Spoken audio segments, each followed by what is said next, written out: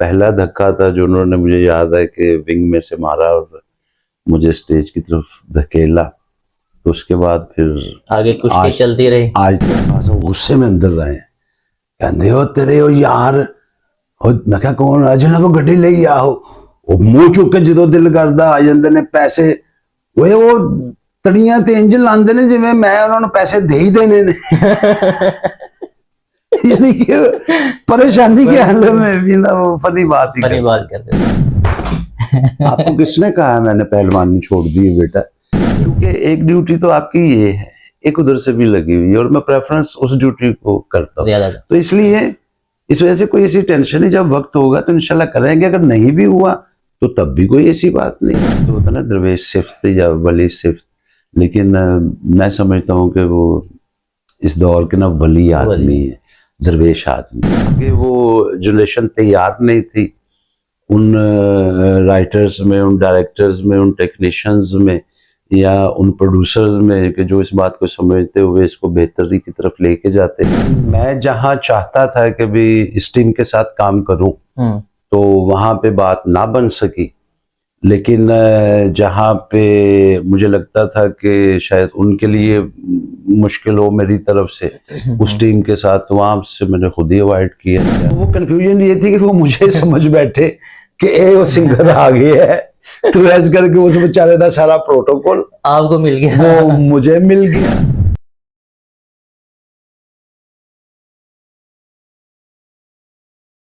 अस्सलाम वालेकुम नाज़रीन, welcome to another episode of Baat Se बात। मैं हूं मलिक हसन, उम्मीद है कि आप लोग खैरियत से होंगे। नाज़रीन, आज हमारे साथ जो सेलिब्रिटी मौजूद है इनका ताल्लुक शोबिज़ इंडस्ट्री से है। बेशुमार ड्रामों और फिल्मों में काम कर चुके हैं। मेरे और आपके पसंदीदा वन एंड ओनली हसन मुराद साहब। Sir welcome and thanks for joining us. और आपका बहुत बहुत शुक्रिया बेटा, आप तशरीफ लाए। मैं आप लोगों से इसलिए ज्यादा खुश होता हूँ कि आप यंगस्टर रहे और इतनी स्पीड है माशाल्लाह बोलने की, काफी सारा मुवाद आप सेकंड्स में बोल जाते हैं। सर बहुत शुक्रिया। अच्छा सर, हसन मुराद नाम बड़ा फिल्मी और हीरोज वाला नाम है आपका, ये बचपन से है या फिर फील्ड में जब आए तो उसके बाद रखा गया? यार वैसे मेरा नाम फील्ड में आने के बाद ही ये रखा गया। असल नाम आपका क्या है? असल नाम है मेरा राना मोहम्मद निसार। राना मोहम्मद निसार।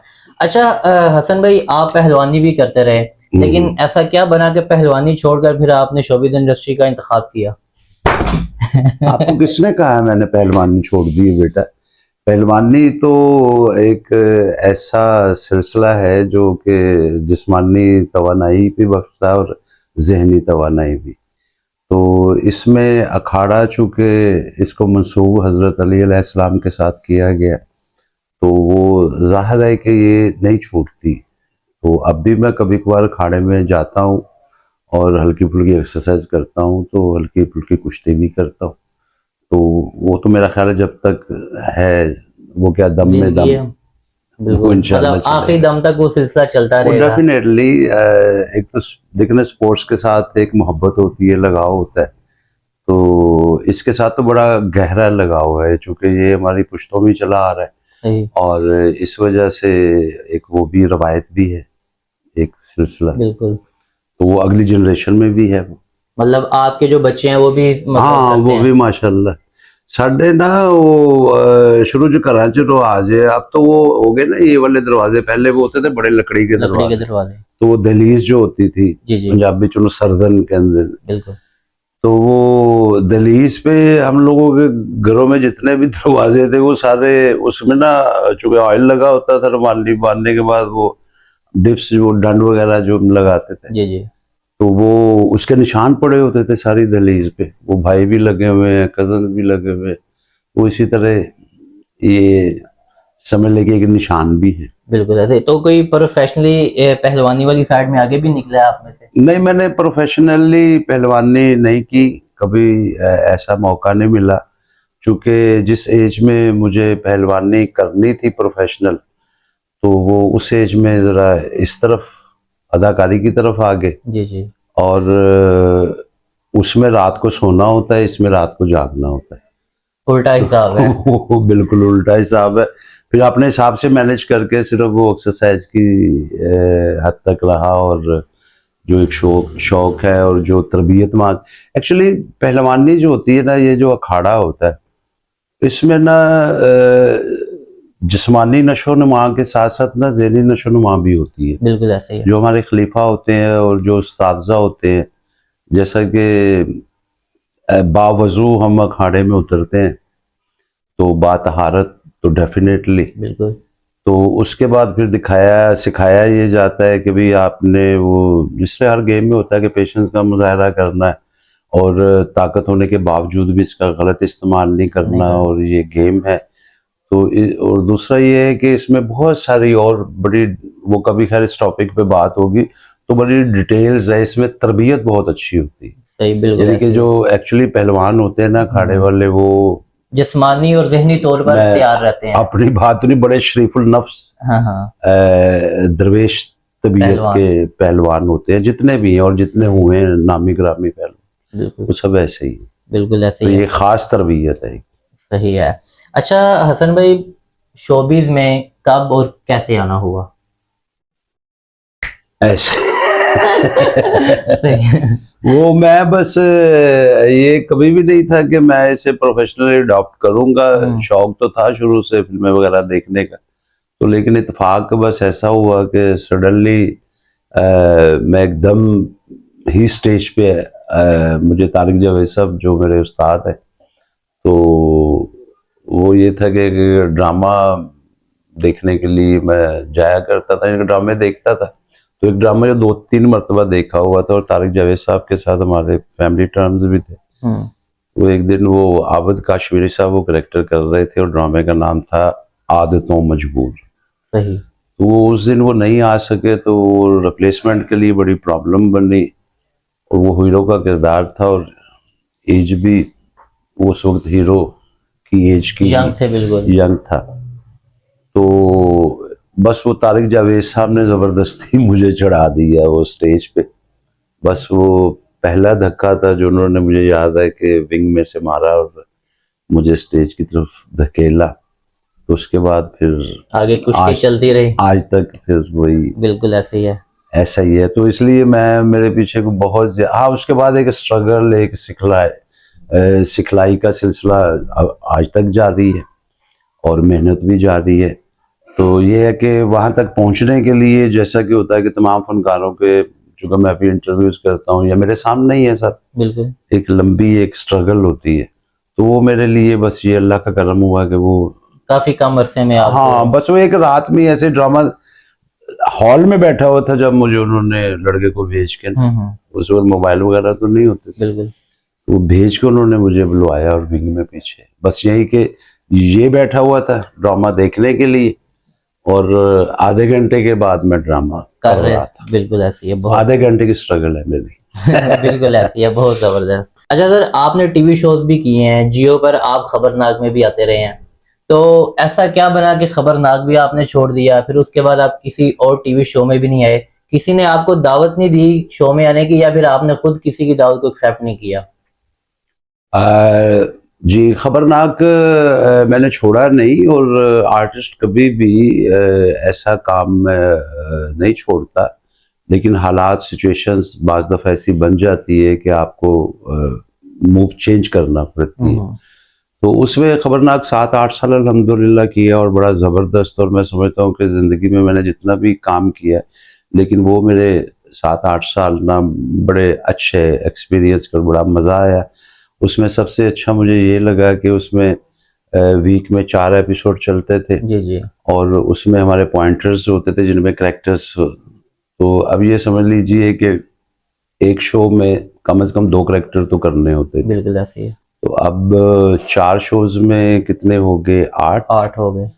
और महीने के कितने हो गए? महीने के हो गए आपके 32। अब 7 साल या 8 साल को आप कैलकुलेट करें कि महीने के 32 कैरेक्टर करने का अगर मौका मिला हो, तो 8 सालों में कितने डिफरेंट रोल किए होंगे, आप गिनती में शुमार नहीं हो सकता। तो हर रोज एक नया कैरेक्टर और नया एक इम्तिहान, और ये बड़ा मज़ेदार आर्टिस्ट के लिए मौका होता है।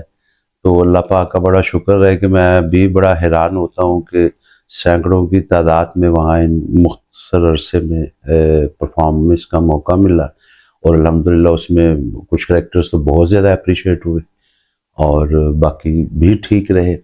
हाँ, ये है कि मैंने वो छोड़ा नहीं। एक्चुअली ये हुआ कि हमारा खबरनाक जो प्रोग्राम चलता था ना, वो फिर कन्वर्ट हुआ, वही प्रोग्राम हंसना मना, वो अब ताबिश हाशमी साहब आए, जी जी। तो वो उसका भी मैं हिस्सा रहा कुछ अर्सा।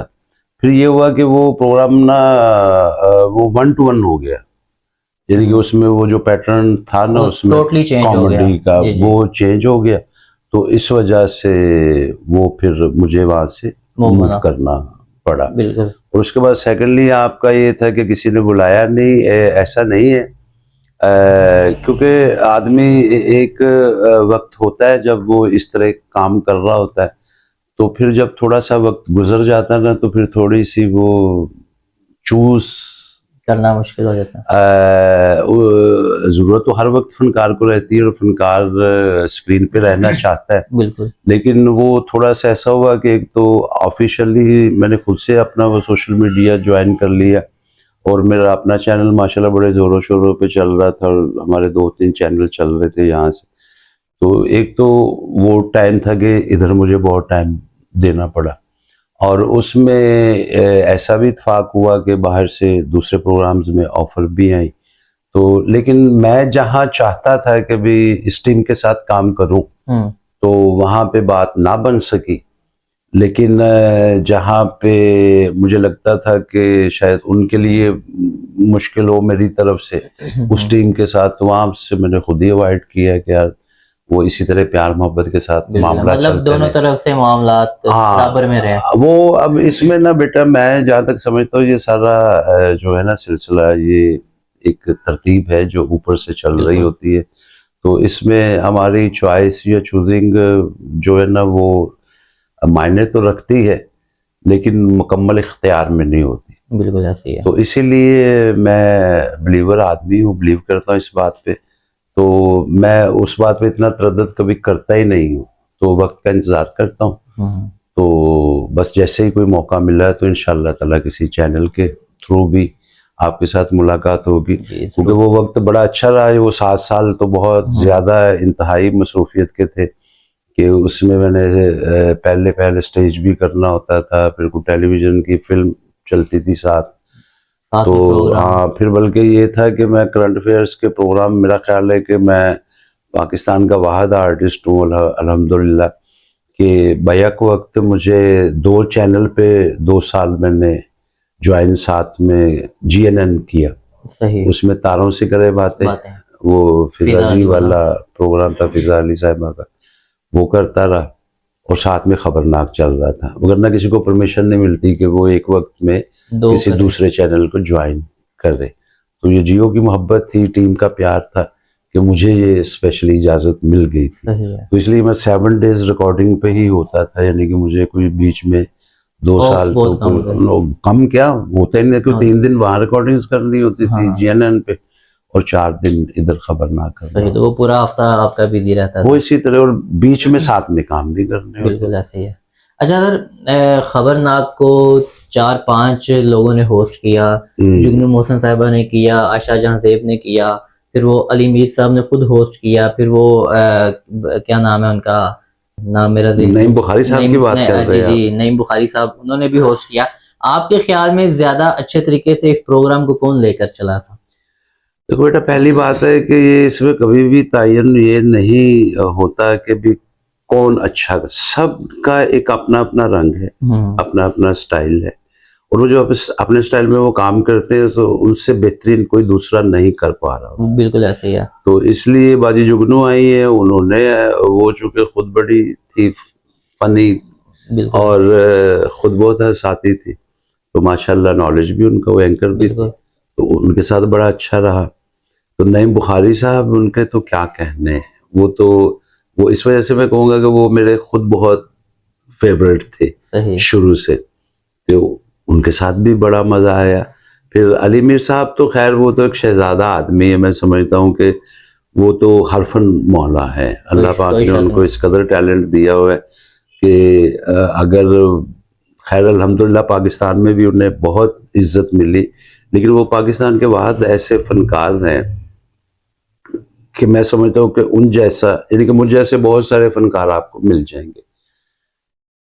एक अच्छे एंकर की तरह बहुत सारे अच्छे एंकर्स भी मिल जाएंगे, लेकिन वो सिर्फ अकेला ही एक ऐसा अपने काम का माहिर और मास्टर आदमी है जो अल्लाह की देन है कि उसके मद्दे मुकाबले और कोई नहीं कोई है। सानी नहीं है वो उनका। उनका कोई सानी नहीं है। बिल्कुल ऐसे ही है। मैं समझता हूँ कि वो भी पूरी दुनिया में वाहद एक ऐसे आदमी होंगे कि जिनको इतना, यानी कि इतने करेक्टर्स और इतनी परफेक्शन के आवाज में, किरदार में। भाई जो देखे इस काम को समझते हैं ना, वो उसकी कदर जानते हैं ज्यादा बेहतर तरीके से। बिल्कुल।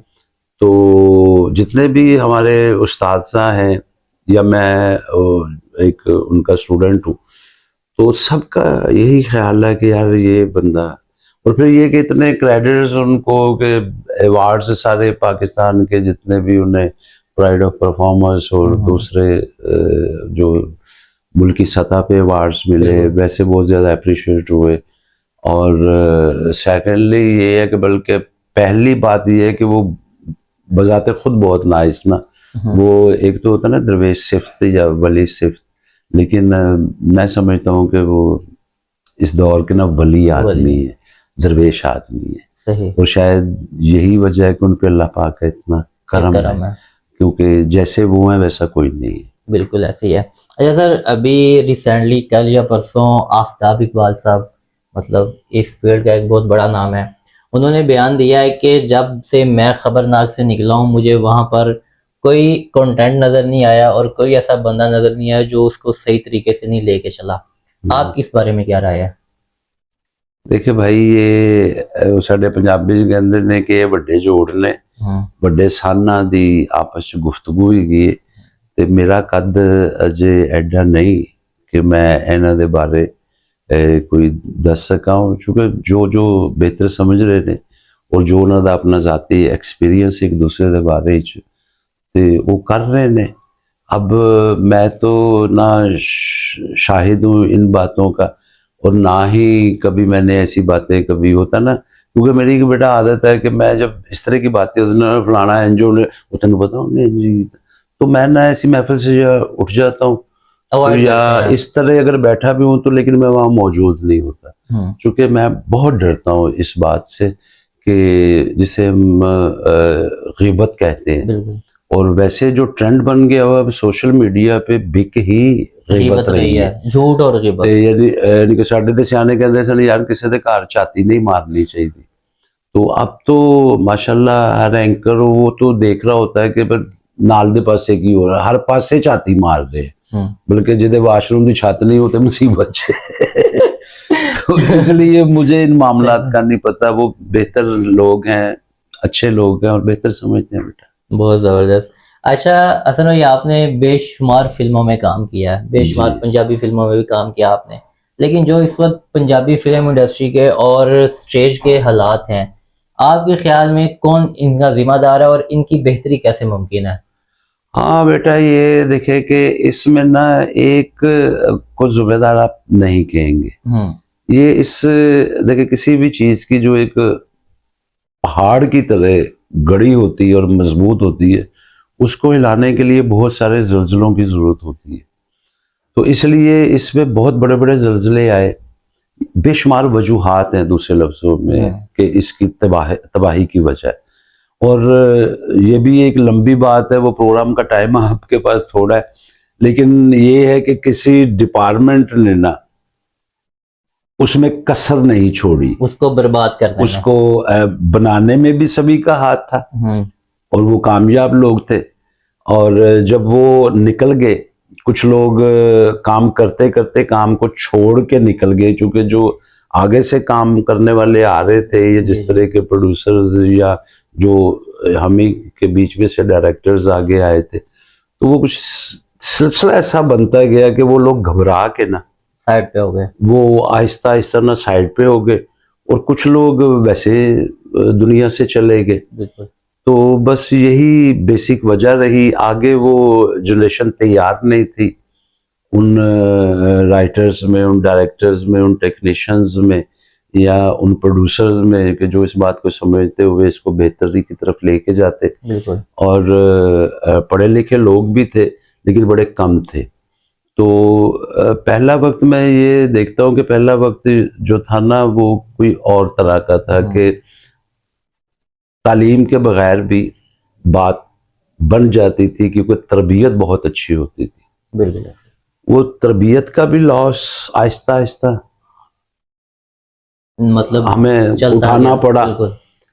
तो एजुकेशन तो भी बिल्कुल खत्म हो गई जाती रही हमारे इस इंडस्ट्री में।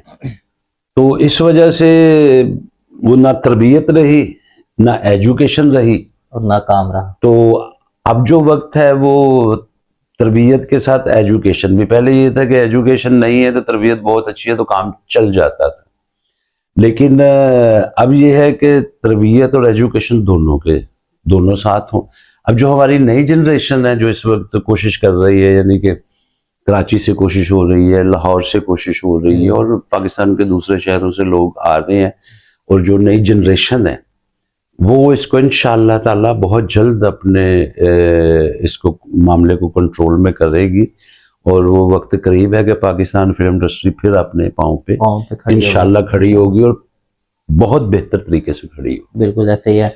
अच्छा हसन भाई, आपने इतना काम किया, कोई ऐसा काम जो करने के बाद आपने सोचा हो कि नहीं यार ये मुझे नहीं करना चाहिए था, शायद ये मेरा एक गलत फैसला था? देखो बेटा, फैसले तो माशाल्लाह मेरे सारे ही गलत होते हैं। रब्बी को सिद्धी बात दे। दूसरा ये है कि पछतावा जो है ना, जो फिक्र होती है वो हमेशा यही होती है कि यार कोई ऐसी हरकत और वो हो जाती है किसी ना किसी वाले से, यानी कि किसी से लाउड बोल पड़ता हूँ, या वैसे तो अक्सर नहीं है, ऐसी सभी प्यार वाला ही मामला है, लेकिन कभी कभार होता तो फिर मुझे बड़ा पछतावा होता है कि मैंने क्यों, यानी कि बच्चे को इतना लाउड क्यों डांट दिया, या दूसरे लफ्जों में ये कहना चाहिए। तो लेकिन वो फिर ये सोचता हूँ कि यार ये भी थोड़ा सा तरबियत का ही हिस्सा होता है, लेकिन दुख मुझे बहरहाल हो रहा होता है कि जायज भी अगर डांटा हुआ है ना तो क्यों डांटा है, तो क्यों डांटा है। अब ये बात प्यार से भी हो सकती थी। बिल्कुल ऐसे ही। तो वो विचे ना थोड़ा जिहा पहलवान भी है ना, हाँ बाहर दा पहलवान ते मेरे को कोई टठिया नहीं ते अपने ने मैनू हर वेले ढाया हुंदा जेड़ा मेरे अंदर पहलवान है ना। तो हमेशा मेरी जो आपने बात की ना कि प्रोफेशनली आपने कुश्ती भी की, तो बस यही इसके साथ ही लड़ता रहता हूँ हर वक्त ना।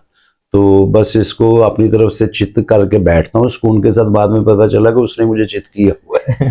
फिर कोशिश बहरहाल ये कोशिश जारी है और अल्लाह पाक हम सबको तौफीक दे कि खुद को ठीक कर ले तो बड़ी बात है। बिल्कुल ऐसे ही है। अच्छा हसन भाई, आपने स्टेज, ड्रामा और फिल्म तीनों में काम किया, सबसे ज्यादा काम करने में मजा कहाँ आता है आपको?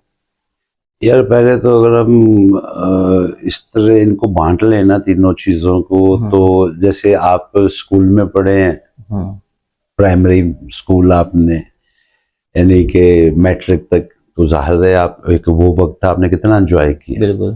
फिर जब आप कॉलेज में आ गए तो फिर एक थोड़ी सी समझ बूझ आ जाती है, फिर और तरह का एक सिलसिला शुरू हो जाता है, उसे एक रंगीन और दुनिया और ही चेंज, यानी कि रंगीन लग रही होती है, जो कि एज वैसी आ जाती। तो फिर ये है कि आप यूनिवर्सिटी चले जाते हैं और बढ़ के हो जाता है, और बढ़ जाता है, फिर एक तहम्मुल भी आ जाता है और बात वो एक अब आपको अपना रास्ता साफ नजर आना शुरू हो जाता है। इसी तरह हमें जो बड़ों ने बताया है कि जैसे रेडियो स्टेज जो है ना, ये वही प्राइमरी से वो मैट्रिक तक का ये प्रोसेस है। जैसे बंदा, माँ जो होती है ना या बाप उंगली पकड़ के बच्चे को चलना सिखाता है, फिर एक दिन उड़ाइयाँ मारना है। तो इसी तरह ये है कि ये सीखने का अमल तो खैर सारी जिंदगी रहता है, तो वो बेसिक वहां से सीखता है बंदा, तरबियत वहां से होती है, रेडियो और उसके बाद आप कॉलेज लाइफ में वो है हमारा टेलीविजन। तो फिल्म चूंकि एक बड़ी स्क्रीन है तो इसलिए इसे यूनिवर्सिटी का दर्जा दिया जाता है हमेशा। तो जिस तरह एक स्टूडेंट एंजॉय करता है अपने तीनों पोर्शन, तो इसी तरह मैं आपने भी तीनों enjoy को, किए हैं। हाँ तीनों। तो अब ये समझ लीजिए कि वो जो मुझे हाई स्कूल वाला जो टाइम नजर आता है ना, वो मेरा सबसे अच्छा गोल्डन टाइम था। हम्म। तो इसलिए स्टेज पे गुजरा हुआ टाइम भी मेरा गोल्डन टाइम। मतलब कि आपको जो स्टेज और रेडियो अगर कह लें या मतलब ड्रामा, उसमें आपको ज्यादा मजा आया बनिस्बत फिल्म के, हाँ, ये आप कहना चाहते वो हैं? जिससे मजेदार आप वो बात में थे कि जब बड़ा एक उस वक्त जुनून भी होता है कुछ ये वो, फिर बिल्कुल, आगे चल के सिलेक्शनें आ जाती हैं, कुछ मामला चेंज हो जाते हैं। बिल्कुल ऐसे ही है। अच्छा सर, तो शौक मुझे जो कह लीजिए कि वो यही था कि ये फिल्म का सही है, कि मैं यूनिवर्सिटी में डायरेक्ट जाऊं। यूनिवर्सिटी में एडमिशन हो जाए, लेकिन हाँ वो नहीं, स्टेप डायरेक्ट हाँ तो नहीं होना भी नहीं चाहिए। होना भी नहीं चाहिए। क्योंकि मैं ये बात कहना चाह रहा हूँ कि ये जो आपने पूछा ना कि फिल्म इंडस्ट्री की बेड़ा गर्क होने की एक वजह ये भी है, एक वजह जी जी कि जैसे कि ये जो लोग होते हैं ना, जो फनकार लोग होते हैं या फनून लतीफ़ा का कोई भी सिन्फ है, तो अब इसमें शायर है, राइटर है, पेंटर है, डायरेक्टर है, एक्टर है, जो बेशुमार इसमें। बिल्कुल तो ये मुआशरे को बनाने वाले डॉक्टर्स, इंजीनियर हैं या सॉफ्ट इंजीनियर हैं या साइंसदान है, ये वो लोग, इनका दर्जा वो होता है। बिल्कुल ऐसे ही है। ठीक है ना, जैसे कि एक डॉक्टर बॉडी को संवारता है, उसको ट्रीट करता है, इन्होंने पूरे सिस्टम और माशरे को करना होता है। और डॉक्टर के लिए अब है ना कि उसने साइंस, फिर वो ग्रेजुएशन वो साइंस में, फिर एमबीबीएस, और उसके बाद होम हाउस जॉब, और फिर वो प्रैक्टिस उसकी, वो फिर कहीं जाकर, तो इंजीनियर भी ऐसे ही बनते हैं। बिल्कुल तो ये जो आर्ट का काम है, ये तो इन सब कामों से ज्यादा एहतियात और बारीकी वाला है। तो ये कैसे हो सकता है कि एकदम जंप करके आप यूनिवर्सिटी में आ जाएं और आपके हाथों माशरा भले की उम्मीद रखे? ऐसा नहीं हो बिल्कुल सकता। ऐसे ही है। इसके लिए भी आपको उसी प्रोसेस में से गुजरना पड़ता है, इतना टाइम उस एजुकेशन को चाहिए। इसकी एजुकेशन लिए बगैर ही तो ये ऑपरेशन थिएटर में, जैसे डॉक्टर है, वो अगर उसको कैंची चलानी आज आ गई है तो वो ऑपरेशन थिएटर में घुस गया, तो वो फिर यही होगा जो फिल्म इंडस्ट्री का हाल है। है। बिल्कुल ऐसे ही है।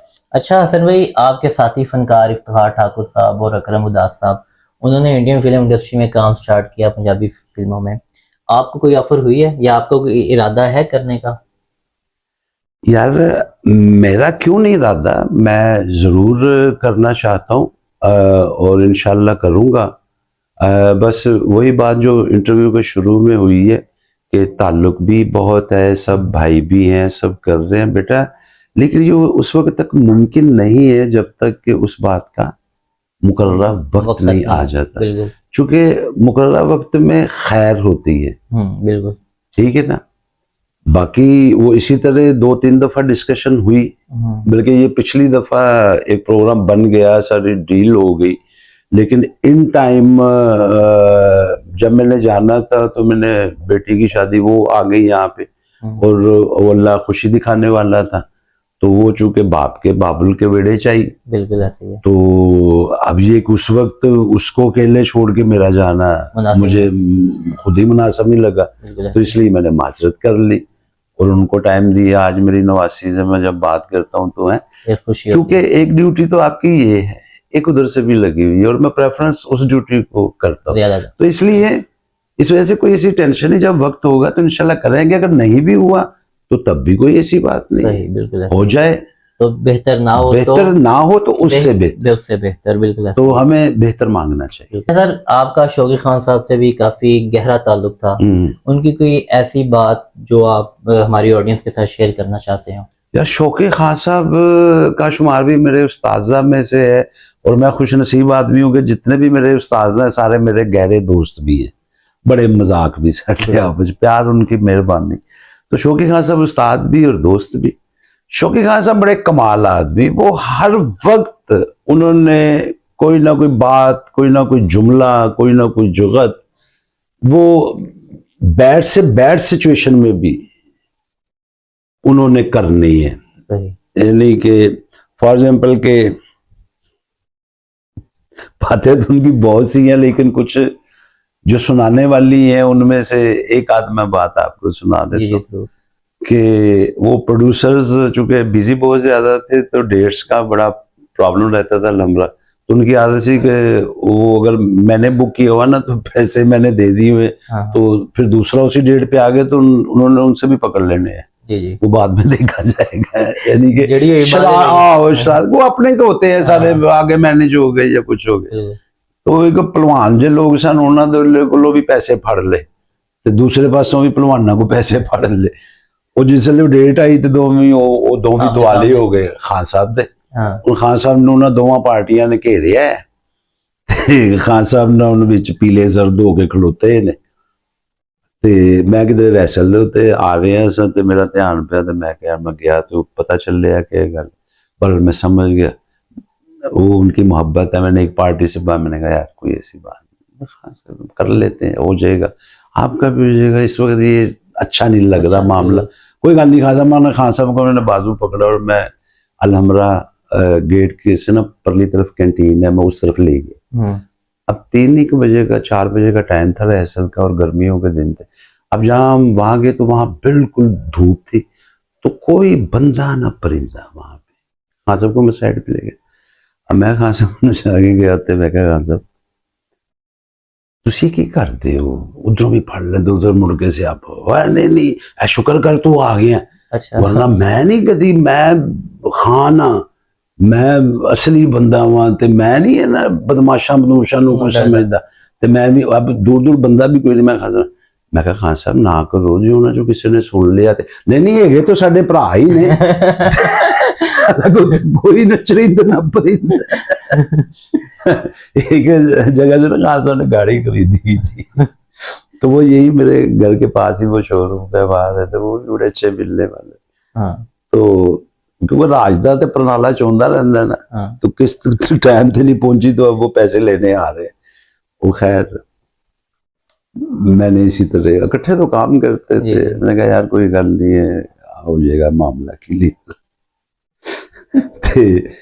उसके बाद वो फिर आए वादे पे, तो वो नहीं हो सका, तो खान साहब को अब उन्होंने ना बाहर ही कही, तो मैं अंदर था लम्बा, तो खान साहब गुस्से में अंदर रहे, कहते हो तेरे हो यार, मैं क्या कौन जिन्होंने को गड्डी ले आओ, वो मुंह चुक के जो दिल करदा आ जाते ने पैसे, वो तड़ियां ते इंज लांदे ने जिवें मैं उन्होंने पैसे दे ही देने ने।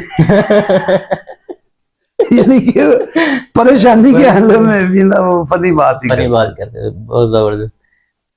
अच्छा सर, शोबिज़ इंडस्ट्री से ताल्लुक है आपका, मौसीकी या शेर व शायरी से भी लगाव रखते होंगे आप, तो हमारी ऑडियंस के लिए क्या कोई सुनाए, कोई शेर, कोई गाना वगैरह? यार मैं स्टार्ट च गया ना कि ना अपना दसिया है राना ते गाना ये दोनों ना बड़िया मुख्तलिफ चीज़ें हैं। अच्छा ठीक है, राना और गाना, ठंडी गर्म तार, ठंडी गर्म, ये दो भी मिक्स करांगे तबीयत खराब हो जाएगी। सब तो पहले क्योंकि मैं बड़ा मैंने तो दुख दी लागत हथ फेरता इन्ना क बेसुरा हुआ, मैं अल्लाह मैनू माफ फरमाए। मैं गल करनी नहीं सी चाहता कि मैं कभी बाथरूम च भी नहीं गांदा, क्योंकि मैनू मेरी आवाज ही बहुत बुरी लग रही होंगी, ते इस करके शेर मैं सुना दे। जी जी जरूर।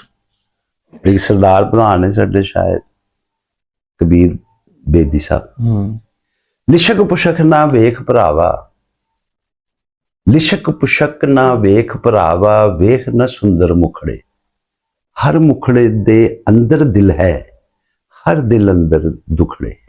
बहुत जबरदस्त, बहुत जबरदस्त। अगर कोई ऐसा फैन मोमेंट जो मतलब हमेशा याद रहा हो, अजीब कह सकते हैं या खुशगवार कह सकते हैं? यार मैं खैर वो लंबा है, लेकिन मैं शॉर्टकट, बाहर एक टूर पे मैं गया जी। और वहाँ पे एक होटल में हमारा था अरेंजमेंट के, जहाँ वहाँ हमने ठहरना था।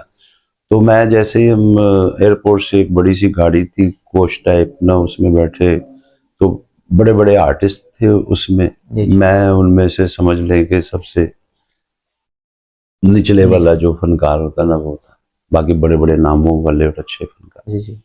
तो जैसे ही हम लोग वो उतरे तो वो दरबान जो खड़ा हुआ था ना, एक बड़ी हाइट वाले वो सरदार जी थे, तो बड़े माशाल्लाह खूबसूरत जवान, तो उनकी नजर ना मुझ पे पड़ी ना, जैसे आर्टिस्ट उतरे थे वो देख रहे थे गाड़ी में से, तो बड़े बड़े फनकार, वो जाहिर है कि वो बड़े उतरे, तो मैं भी उनके बीच में सही। उतरा हूं। तो वो जैसे ही उसने ना, मेरी भी उससे पे नजर पड़ी, उसने मुझे देखा ना, तो वो मुझे देखते ना भाग के थोड़ा सा गेट के अंदर गया। वो अंदर जाके उन्होंने उन्होंने किसी को इशारा किया, तो वो कुछ लोग अंदर से मैनेजमेंट के वो बाहर आए, और उनके हाथ में वो बुके और ये लेना देना।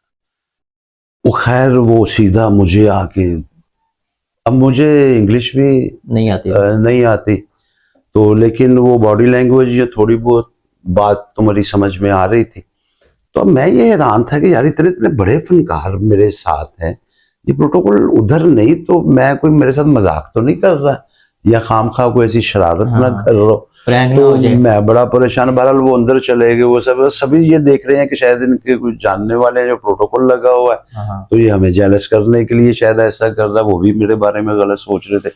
मैं अपनी जगह कंफ्यूज था। बड़ा रिसेप्शन से वहां पे अपने अपने वो कमरे, वो उन्होंने मुझे स्पेशल एक स्वीट रूम, ये वो भगत काफी पूरा जबरदस्त। तो मैंने किसी को बुलाया, मैंने कहा भैया आप इनसे बात करें, ये क्या हो रहा है।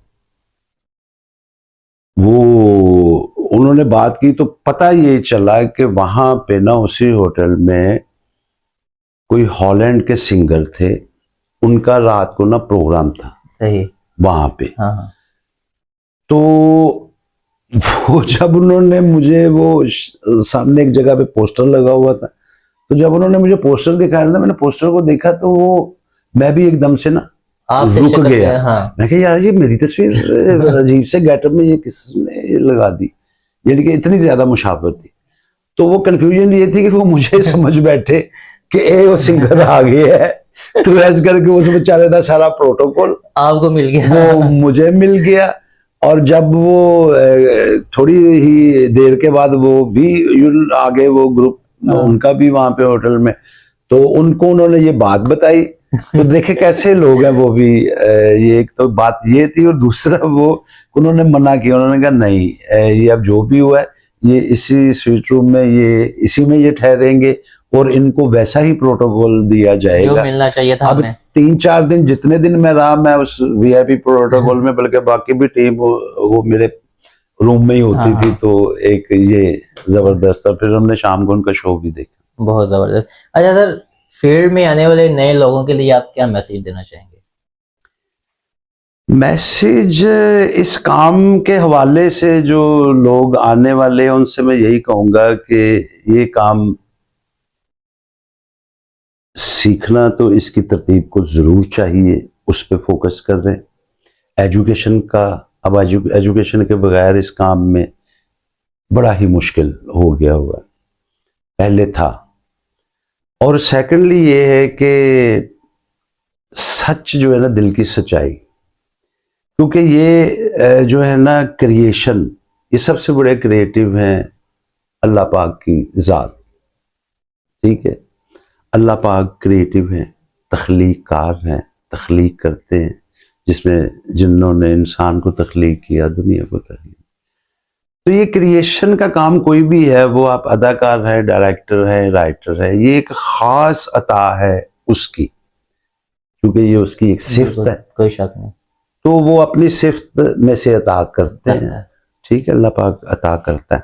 वो माफी चाहता हूँ कि जैसे अब्बू को माँ आप कह देता हूँ ना, तो इसलिए वो जमा का सीगा इस्तेमाल तो नहीं करना चाहिए ज़ाते बारी ताला के लिए, क्योंकि मुझे ना मेरी जरूरत नहीं पड़ती, मैं कहूँ करता है, ठीक है, लेकिन करते भी कहूँ तो वो वाहिद ही है, बिल्कुल वाहिद है, ठीक है ना। जैसे अब्बू वाहिदा, अब्बू आप क्या करते हैं, अदब के लिहाज से थोड़ा सा आप भी कंफ्यूज हुए थे और मैं भी बोलते हुए कंफ्यूज था। तो ये एक है सिलसिला, और ये चूंकि अता है, ये कुदरत देती है। जैसे मैकेनिकल कोई भी काम होगा ना, आप वो सीख लेंगे, पेज को कसना, मोटर बाइक को ठीक करना, जहाज उड़ाना, ये सीख। लेकिन ये वाहद काम है कि जो तब सीखा जाएगा जब आपके अंदर वो अता होगी, तो उसको, उसके निखार को एक्चुअली सिखलाई वाला अमल कहते हैं। तो इसलिए वो होना बहुत जरूरी है। पहले तो उस बात को महसूस करें, और वो बात तब महसूस होगी कि जब ये चिप क्लियर होगी।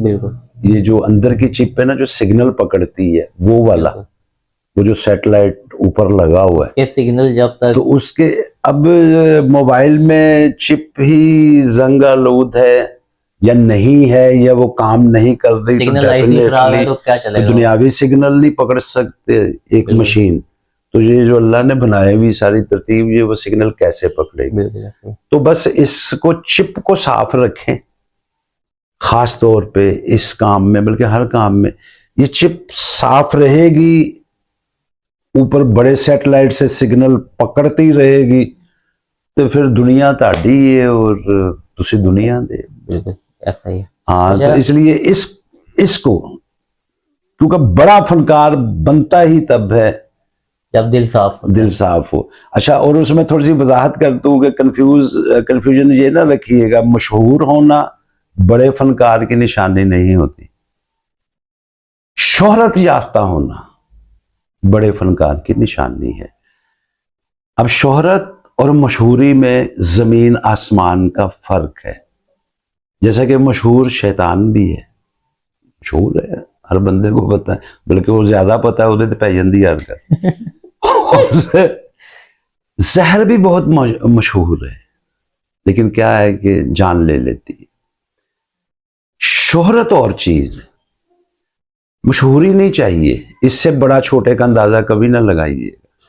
ये देखिएगा कि इसका किरदार, यानी कि शोहरत तो आप समझते ना कि शोहरत क्या होती है, और मशहूरी तो अज ही गई है कि मुंडे दी खलोन लगे पैंट थले आ गए तो यही वायरल हो गया, मशहूर हो गया अभी। तो इसलिए मशहूरी की तरफ नहीं देखना, शोहरत की तरफ देखना है। जैसे वो सीधी बात है कि सिर्फ दुनिया ही नहीं मांगनी, दुनिया और आखिरत की भलाई मांगनी है, बल्कि आखिरत की पहले। बिल्कुल ऐसे ही है। हसन भाई बहुत शुक्रिया, आपने अपने कीमती वक्त में से हमारे लिए टाइम निकाला। आपकी मोहब्बत। और नाज़रीन, मुझे उम्मीद है कि आपने प्रोग्राम को मुकम्मल तौर पर एंजॉय किया होगा। अपना फीडबैक देना मत भूलिएगा। अगले प्रोग्राम में किसी नए सेलिब्रिटी के साथ आपसे मुलाकात होगी। अल्लाह हाफिज। अल्लाह।